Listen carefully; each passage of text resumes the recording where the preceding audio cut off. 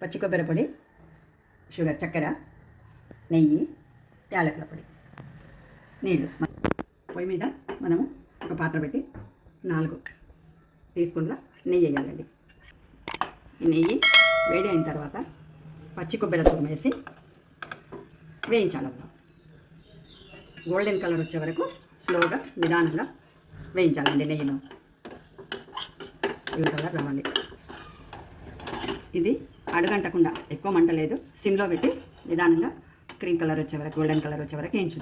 ఇది కలుపుతూనే ఉండాలండి, లేదంటే అడుగంటుతుంది, మాడిపోతుంది. అందుకొరకు నిదానంగా మనం సిమ్లో పెట్టి కలపాలి.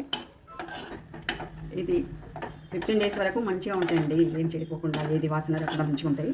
మనం అంతా అయిన తర్వాత ప్లేట్లో నెయ్యి రుద్దాలి, ప్లేట్కి వేయాలి. మనం దాంట్లో ఇది పాకం బట్టి అన్ని బట్టి కొబ్బరి వేసి పచ్చి కొబ్బరి తురుము వేసేసి దాంట్లో పోసి కొంచెం ఒక 5-10 నిమిషాల్లో ఆరిపోతుంది. ఆరినప్పుడు మామూలుగా ఆరినప్పుడు మనం చాక్తో పీసెస్ కట్ చేసుకున్నాలి. ఇక మంచిగా నెయ్యిలో గోల్డెన్ కలర్కి వచ్చిందండి. ఇక మనం దించుకొని స్టవ్ బంద్ చేసి దించుకొని ఒక ప్లేట్లో మనం పాత్రలో మనం షుగర్ వేసి చక్కెర వేసి పాకం తయారు చేసుకున్నాలి. మడలు అట్లా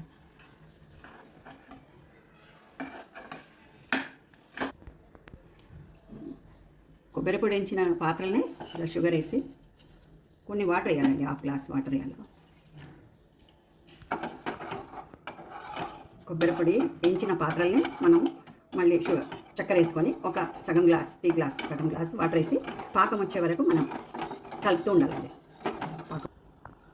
ఈ పాకంలోనే ఇలాచి పొడి అండి, ఇలాచి పొడి వేసి కలిపేసుకున్నామండి. ఇది సన్నమంట మీద సిమ్లోనే ఉంటుంది. ఇలా ప్లేట్కు నెయ్యి రాయాలండి, నెయ్యి రుద్దుకున్నాలి నిండా. ఇలా రుద్ది పెట్టేసుకున్నాలి మనము ముందే. అది కంప్లీట్ అయిన తర్వాత ఈ ప్లేట్లోకి పోసేసుకున్నాలి. మనం ఇలా వాటర్ వేసి నీళ్ళు వేసి ఒక చుక్క వేసి చూడాలండి.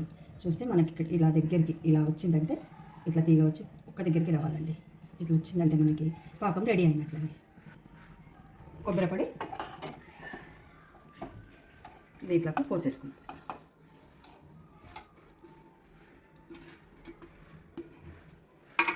పోసి మంచి కలపాలండి.